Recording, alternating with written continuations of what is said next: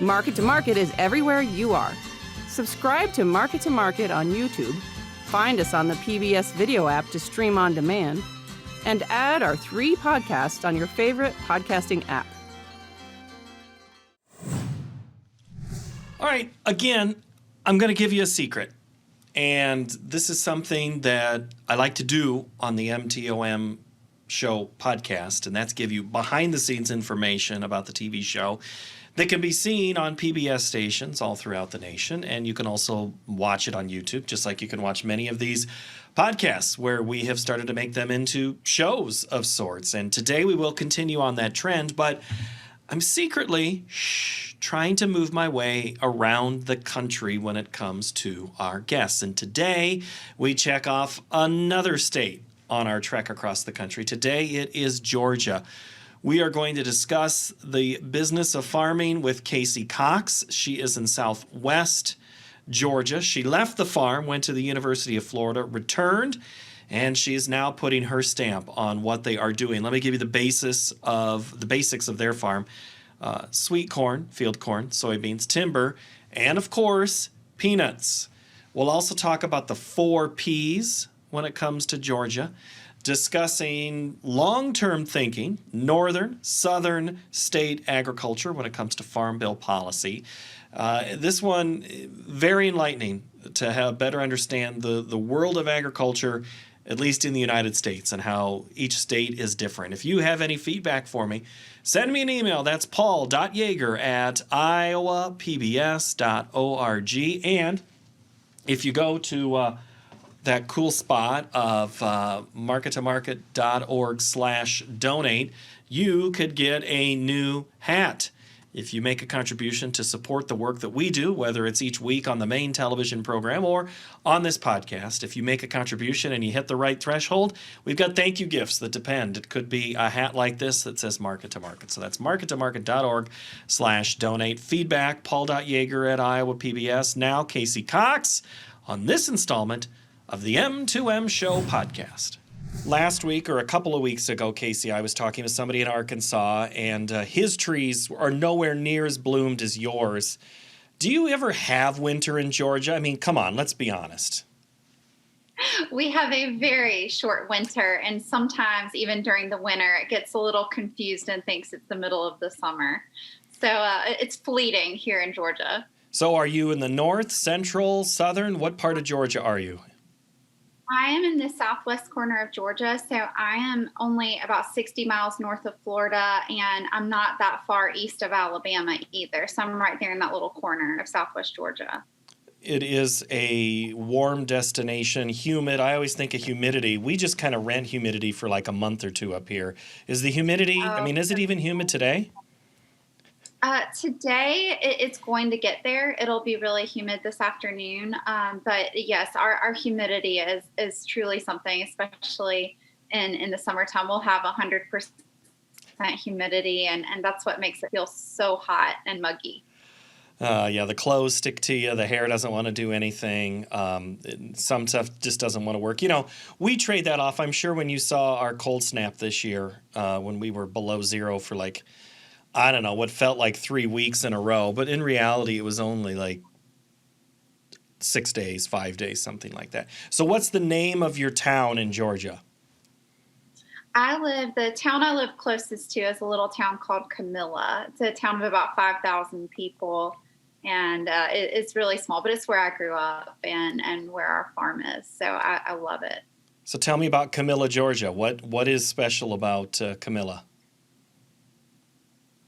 Well, like I said, I live probably about 10 or 15 minutes outside of Camilla, and I live on a farm, the same farm I grew up on, and we have been in this area. My dad's family has been in this area for 150 years now. I'm the 6th generation of our family to farm in this area.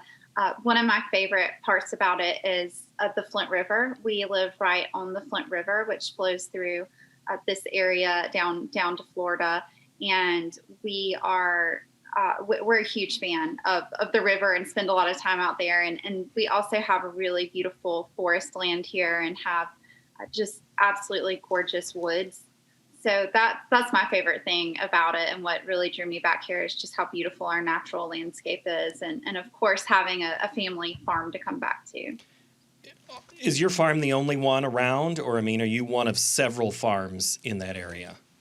This is a major, major agricultural area. This whole region here in Southwest Georgia is really, other than the poultry industry in Georgia, most of the heart of our agricultural industry is in South Georgia. So we are surrounded by other farms, and it's really diversified too. So we have obviously the row crops, the cotton, corn, peanuts. That's a really prevalent cropping system here, but we have vegetables, we have livestock, chickens, timber. It's just highly, highly diversified around here. I'm not sure some people realize just in the South how diversified, especially, and it could be just the warm, because California is the same way, how diverse some of these farms are in everything they grow. Is that out of necessity in trying to find and use the land out of the often, or is it just, hey, this land is good for all of these things? It's probably a little bit of both. We see diversification as a sustainability mechanism for our farms and revenue, because you never know what's going to happen to one crop or another. So having timber and pecan trees and corn, cotton, peanuts, and a vegetable, it just helps you hedge your bets against tough market conditions. So we're really fortunate to be able to have such a diversity because it really helps us in those tough years. Say the name of that tree again. Pecan tree. So pecan, not pecan. Why is it pecan, not pecan for you? Well, I hear it both ways, but the joke is that if they're over a certain dollar amount, that's when they're pecans. Oh, pecan is a fancier way to say it. Apparently. Okay. I've just always called them pecans, but people around here call them both ways. So it's personal preference. One of my fellow producers, Colleen Bradford-Krantz, did a story about the pecan industry a few years ago. And that was part of our bit when we did a podcast setting this up was pecan. And we just, we kind of had that debate. And she called people up who she had done the stories with. And yes, it was a similar response about dollar amounts and things like that. You also said something earlier that I want to go back to about when you came back to the farm. What was your journey like from when you grew up and then you returned? Well, probably like most farm kids, well, maybe not most farm kids, but some of the ones I know, I really had no interest in coming back to the farm. It was not on my radar when I was growing up. I loved it, but I was ready to get out of a small town and do something very different. And so I went off to college at the University of Florida in Gainesville, which is not too far from here. And I majored in natural resource conservation. I was in the forestry school. And it really only took me a few months of being in college to realize how special where I grew up was. It's just, when you're removed from the situation, you finally start to gain an appreciation for it. And so I started thinking about moving back to Southwest Georgia, and then ultimately decided to come back to the farm, and with the goal of transitioning, taking over the farm operation as my ultimate career. So it was kind of an in-college decision. Did you stick with the forestry natural track, or did you go into something else? No, that's what I stuck with. I'd started off trying to do that and business, but then wound up focusing entirely on conservation, which was great because I actually had a job off the farm for the first 6.5 years. I was home and I worked for our local conservation district, and we did some really, really incredible projects that I loved. It was such a fun job, and I really actually got to apply a lot of what I learned in school into that job, but it also really prepared me and helped me as I transitioned into my role on the farm. So that I've really been fortunate to have the classic education at college, and then sort of a real world education through that job. Your family setup, I mean, did you have to fight off or work with other sisters and brothers to be involved in the family farm? I'm an only child, so thankfully I haven't had to go through that. My dad and uncle did split their business about 20 years ago. So that setup gave me the option to come back, because it was at that point they had already taken care of all the business aspects of it, and we had our own business and own company and our own land from there. So I was the good thing is that my parents didn't pressure me to make a decision to come back. They let me completely make that decision on my own. So I'm really grateful for that, because it made it. I'm really glad I made that decision, and I was not coerced into coming home. Well, I would imagine, as a parent myself, it's letting that child go make that decision and see where they come back. Was your dad worried that, this is going to stop at 5? She goes off to Gainesville. She might never come back, and it's only going to be a fifth generation farm? I don't think he knew what was going to happen. I think he always maybe saw like, oh, well, at least this will be good rental income for her, whatever she decides to pursue. My parents, what I really appreciate is that their number one desire for me was that I would be happy in whatever I pursued. And so, but I think they were really thrilled that I did decide to come back home. And I'll always say it was the best decision of my life, because I was a little worried about it at first. The first year was a bit of a rough transition, but after that, it's been incredible. What was some of the roughness? Well, I think anytime you go from college to real world, that's a big transition for anyone, no matter what you're doing. And then also going from a college of 50,000 people your age to your hometown of 5,000 people, that was difficult. And then I was also, getting started in that job and trying to really find my place in the role I had been hired for. And there were some challenges there. So it was just a big learning experience for me. But it wound up, after I got through that transitional phase, things really got better. You've told me, let's see, I have written down, you're in the peanut belt, but you have some sweet corn, field corn, soybeans, timber.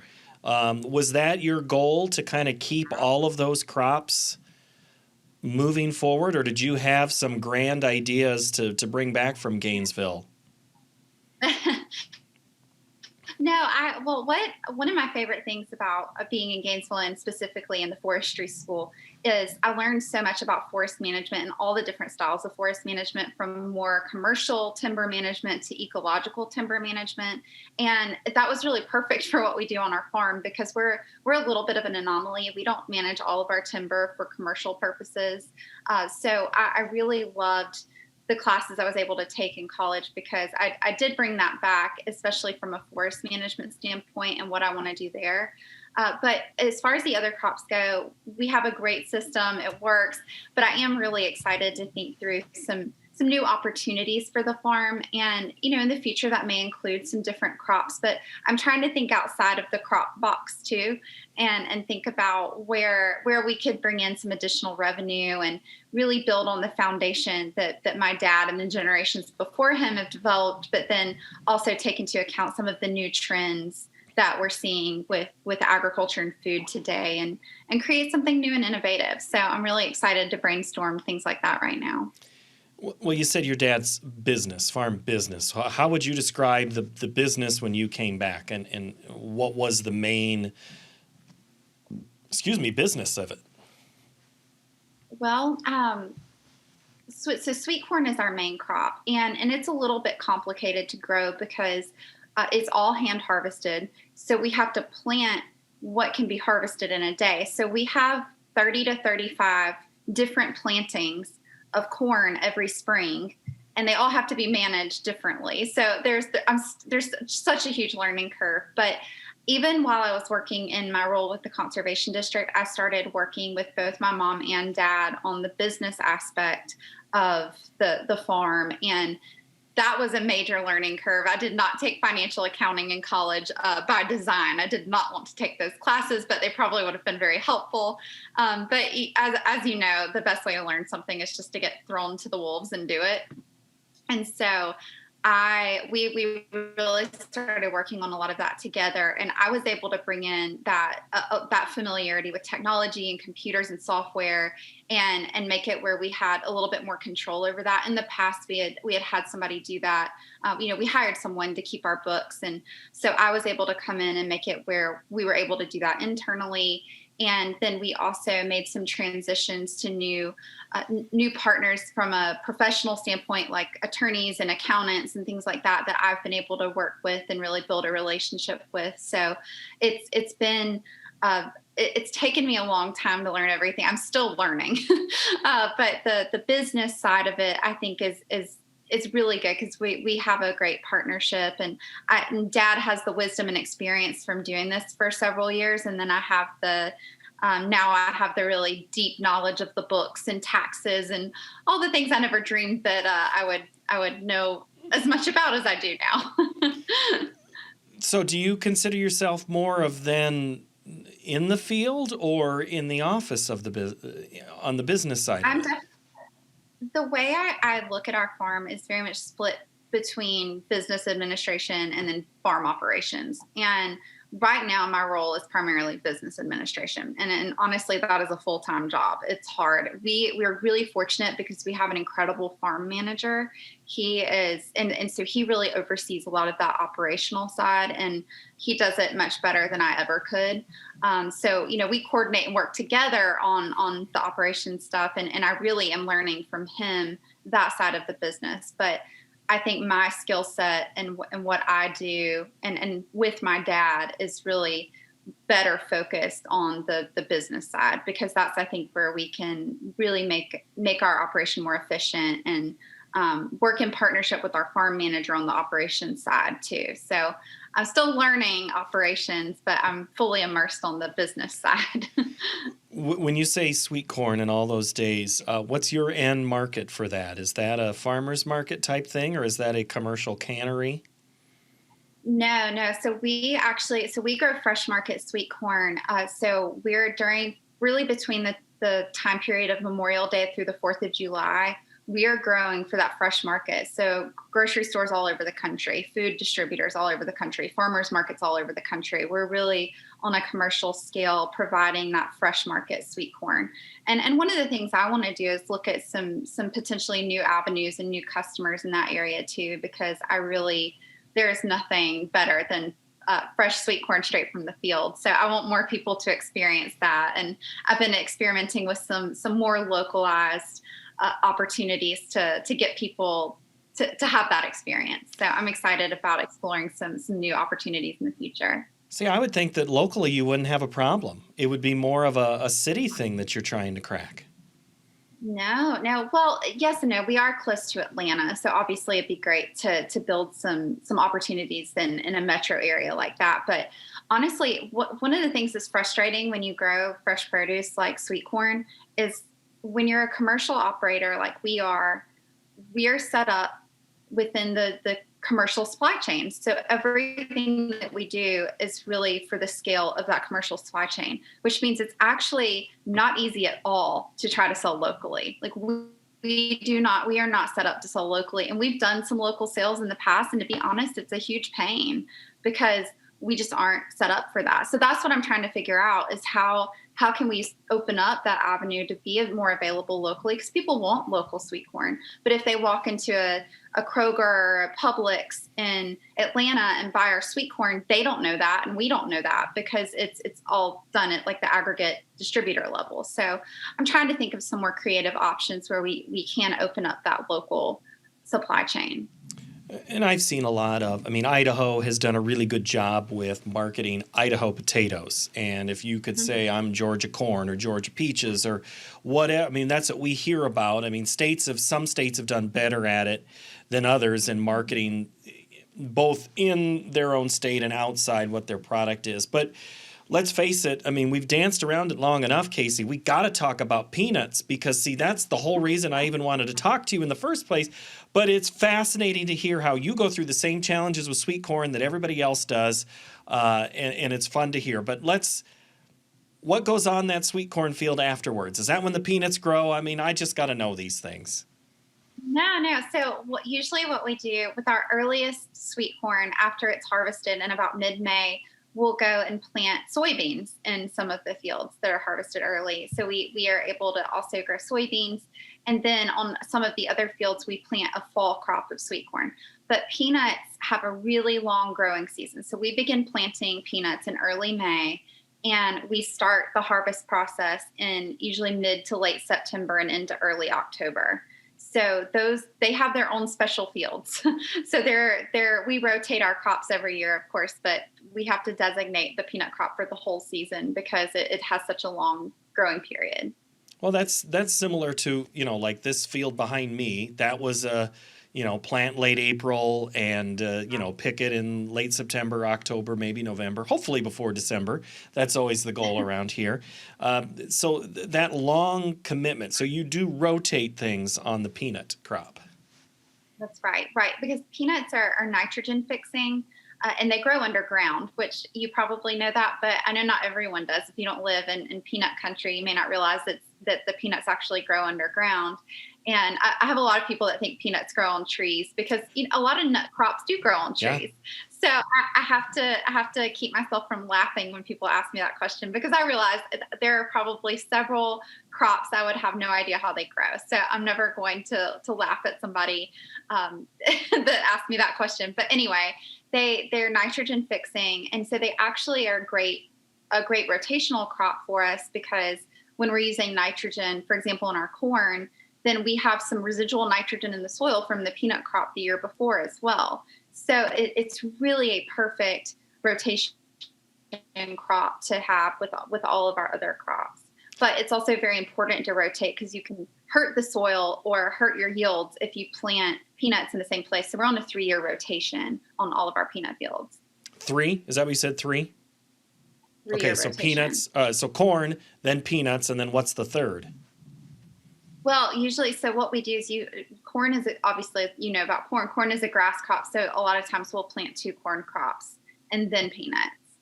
That's usually what we do. And then it gets a little complicated because then we have the soybeans we throw in there. We have the fall corn and we have the field corn. So the figuring out our planting schedule is putting together a huge puzzle every winter. So I'm still trying to understand all the variables that go into those decisions. And is that decision made with the farm manager exclusively, or is that consultation from you and your father? Oh, that's all 3 of us. The 3 of us sit down together. Usually Dad and I will work on it a little bit together and have a preliminary idea of what we want to do. And then we'll ask our farm manager to think about it as well. And then we'll all sit down together and kind of share our ideas. And a lot of times he comes up with something we hadn't thought of and vice versa. So it's a collaborative process based on his in-field experience and Dad's years of experience, and I'm mostly just there listening and trying to learn. Well, it comes with time, like you said, that first year of a transition. What is your end market for the peanuts then? Is that the same thing that you have with the sweet corn, more of a national distribution? A little bit. So what the peanut industry is really interesting. I love how this all works. We formerly were growing mostly seed peanuts. So like with soybeans, when you grow seed soybeans for the next crop, we were doing that with peanuts because actually some of the highest quality peanuts are typically grown for seed. But we had the opportunity to join a grower-owned shelling company a couple of years ago. And so now our peanut crop goes to the sheller, which is the in-between point between the peanut crop and the manufacturers. So if a manufacturer that makes peanut butter wants to buy peanuts, they go to a sheller. And so we're part of a grower-owned sheller. And so now our peanuts are aggregated kind of like a co-op with other growers' peanuts, and they're sold. Most peanuts in Georgia are going to peanut butter, but they're also made for snacks and other things as well. Pretty much most of your basic peanut products. But there are 4 types of peanut varieties, and we grow the runner variety, which is really good for peanut butter. The runner variety. Okay, so where are my peanuts that I get in the stadium? Where are they grown mostly? A lot of those are the Virginia variety, which are grown in Virginia and the Carolinas. Those are those bigger peanuts that you're probably picturing. Those are like stadium-sized peanuts. Those are usually Virginia peanuts. And then you have Valencias, and there's one other one that's slipping my mind right now. But the Valencias and Spanish, I think Spanish is the other variety, and those are grown more typically in like the West Texas area. And they're a little bit different too. I don't know as much about those varieties. So it doesn't sound like you're talking like Bubba from Forrest Gump, where there's on and on and on types of shrimp and with different types of peanuts. There's only four. It would have been a much shorter movie if Bubba wouldn't have had to kept going about the peanut industry, right? Right. Well, there are the four main varieties, and then of course there are different varieties of those types of peanuts. So we have, but there's one, and we have an incredible breeding program through Georgia, through the University of Georgia, and some of the experts that we have here, as well as Auburn University and the University of Florida here in the Southeast. They're constantly creating and innovating with new varieties. And USDA has a national peanut research laboratory located here in Southwest Georgia too. So they're always innovating and coming up with new versions of those varieties that have better disease tolerance or drought tolerance or all kinds of things. So there's a lot of innovation going on with peanut seed. I want to get into timber. I will. But I have one more question about peanuts. And it comes from the policy side of things. You mentioned USDA. When we have a farm bill, it's usually a discussion about who's the chair of the committee, because is Southern agriculture going to dominate, or is it going to be Northern agriculture? Do you pay attention to that like they do in corn country? Oh, absolutely. That's so important. I mean, it's absolutely critical to know what's going on and to be at the table for those conversations, because as you know, and as the farmers in your area know, those decisions and everything in the farm bill have huge implications for our operation and really can change the dynamics of our entire community, depending on what happens. So yes, I love policy. It's really interesting to me. So I like to be really engaged in all of that. Well, then let's craft a perfect policy of sorts. What is a good sense of policy for a peanut or southern farmer with your diversification that's maybe different? What are things that maybe the monoculture, the monocrops need to think about versus what you're thinking about when it comes to government policy? Right. I think that we could all agree that one size fits all never quite works. And one thing that I think always gets lost a little bit is there's not a lot of understanding of why peanuts and cotton have such specialized programs within USDA, and I don't think people realize how specialized our harvest process and growing process is compared to field corn and soybeans and some of the other cropping systems that we might see in other parts of the country. For peanuts, just to harvest, we have to have two pieces of equipment. We have to have a digger, an inverter, and then we have to have a specialized peanut picker, which can be, $250,000. And that's only for our peanut crop. And then it's the same with cotton. We don't grow cotton, but it's the same with cotton. You have to have a cotton harvester, and those are like $750,000. And that's only for cotton. With corn and beans, you buy one piece of equipment and switch out the headers. And so you don't have to have the, four pieces of equipment, harvest equipment for four different crops. So anyway, I think that there's a lot of nuance and economic cost in understanding the specialization required in Southern agriculture. And also some of our climate conditions may, create a lot of wear and tear. So anyway, it's just one of the things I always try to emphasize when sharing my perspective on the policy realm is that we just have a very unique process, and it's very important to understand the diversity of the crops that we grow in the South, but also the specialization that's required and the additional burdens to us in that regard. But we like the programs that we have in place, and I just hope there's continued investment in new innovations and research to make what we do better. So it sounds more like not a blanket set of policies, but more of the yarn that goes into the blanket is a little better, because the yarn can be a little more flexible than an entire large blanket. Exactly. Why not cotton? You said no cotton. How close is there cotton to you? Because cotton is a hard crop to grow. We are in the cotton capital. I mean, it is Georgia's the number 2 producer of cotton in the country behind Texas, and everyone in our community produces cotton. But for us, it really comes down to we kind of had to choose between cotton and sweet corn. And for us, sweet corn was what we had invested in. My dad started growing sweet corn in 1983. So, investing in what it would take to grow both sweet corn and cotton, we just don't really have the acreage, and we don't have the capital to buy that $750,000 piece of harvest equipment for cotton. So, but people that aren't growing vegetables, the cotton, corn, peanut is your pretty typical rotation here. Yeah, and cotton, I had a conversation earlier this year with a couple of gentlemen that have been in the business for quite a while, and once you're in it, you're in it. You don't just rotate in and out. I mean, and a lot of it is to what you had just said, with that expense involved with the picker. So when there becomes acreage fights, cotton is only going to sway so far because those who grow it are going to grow it.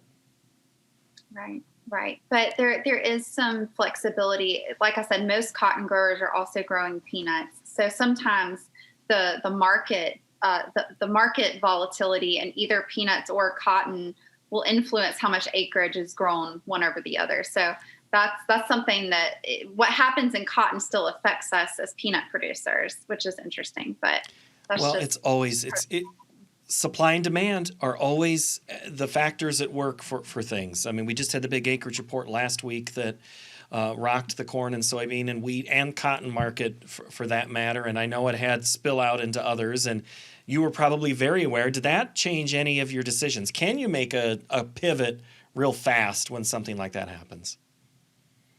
Well, we're pretty set on what we have to grow. So our peanut acreage really determines everything else. And so we have to decide on our peanut acreage at the beginning of the season. And we do have some flexibility in what we do, but really at this point in the game, it's too late. Like we've already planted our field corn. We usually have to plant that in mid-March. So, we're not going to make any adjustments for that. So usually we have to really firm up our plans by February and early March. So we're not going to make any adjustments for this year. All right, something that takes a long time to grow, and we'll finish up with the timber industry. You said you're not in the commercial side as much. You're commercial in some of your other crops. So what is your timber industry for if it's not so much on the commercial side? Well, we do a little bit of both on our property. And so Georgia is the #1 forestry state and the #1 state for peanuts in the U.S. So I'm really proud of both of those things. We're also #1 in pecan trees. Peanuts, pecans, pine trees, and poultry, the 4 Ps. That's where Georgia is #1.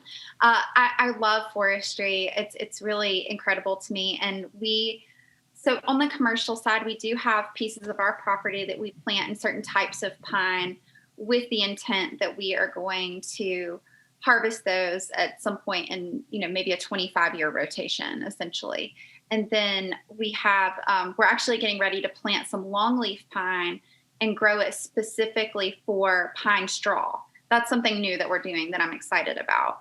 Because longleaf pine straw is really popular here in the Southeast, and it makes incredible straw for yards and everything. So but it has to be managed a little differently and grown a little differently if you're going to do that. So we're getting ready to plant trees to do that this year. So there are commercial aspects to our operation, but we have a really, really special type of landscape on our farm. The longleaf pine wiregrass ecosystem used to cover 90 million acres of the coastal plain, all the way from Texas to Virginia. And now it only covers about 4 million acres.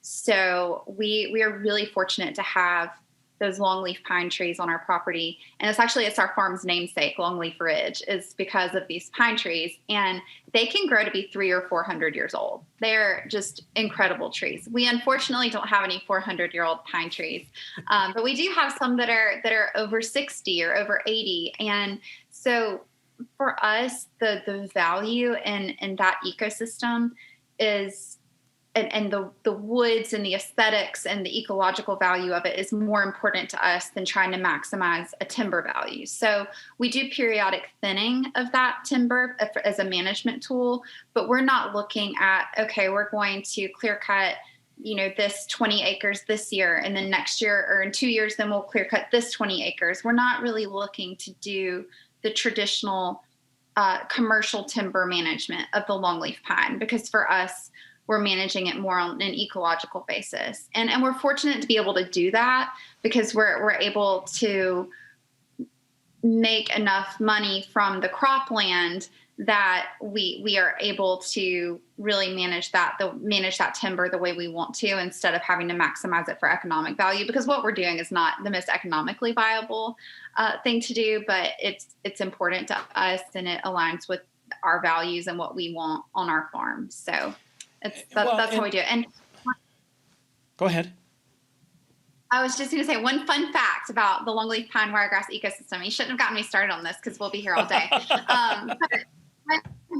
One fun fact is that the longleaf pine wiregrass ecosystem is actually the second most biodiverse ecosystem in North America. It's second only to the tropics.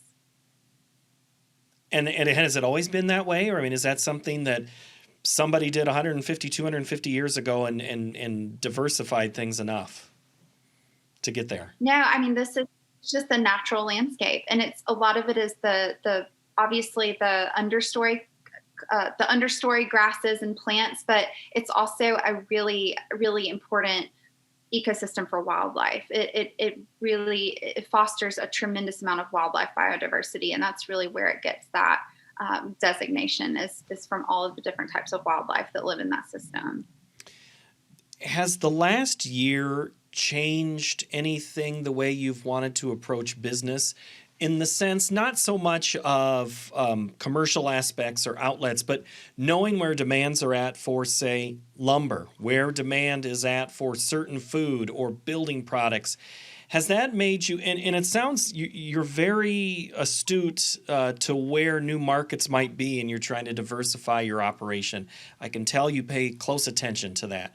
But do you see the temptation of these ridiculously high lumber prices and go, well, we could maybe take that 20 or 40 and tap into this? I mean, how do you resist that temptation to chase a market?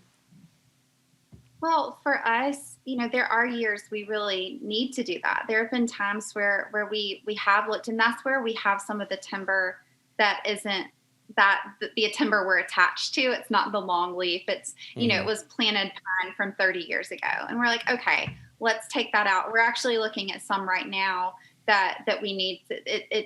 So we had a hurricane in 2018 come through. Hurricane Michael completely devastated our community. And it really hit our farm hard. It hit our timber really hard. And so we had to harvest a lot then. We had to do more than we really wanted to at that point. So right now we're more in that reforestation process and trying to get reestablished from that. But yes, it's always tempting to look at that type of thing. But like I said, for us, it's not worth it to take down something that's taken 60 to 70 years to grow for cash. But we also do have enough planted pine on our place, on our property, that it is a little bit of an insurance policy. But we don't have to go for the longleaf pine. We can go for some of the other pine, or we can thin some of the longleaf pine that needs thinning when we need to. So we just try to keep an eye on that. We work with the forester on managing it, and he really understands what we want and what we value in our land. In 10 years, is your farm going to look dramatically different or just marginally different? That's a great question. I hope that it is similar and that we continue to have the same crop and forest land mix. I would love to buy some more land, and I would love to have a little experimental farm to try some new things. That's something that if we're ever able to do that, I would love to do that. I also hope that in 10 years that I'll have come up with some really innovative new ways to bring in revenue to the farm that's maybe adding to our business and building off of the foundation that we have on the farm. So I think the farm will only look marginally different, but hopefully there will be some things off the farm that complement the farm that have made a big difference. Oh, I look forward to it. Sounds great. Casey, thank you so much for the time and helping broaden our horizons. And it's good to know there's some differences, but there are a lot of similarities. Absolutely. Thank you so much for having me today. I really appreciate the opportunity. Again, thank you for all of your feedback. I'd like to thank Russell for his loyal listening, as well as Jeff and many others who've made a rating and a review in our store. Thank you so much for watching. We'll see you next time.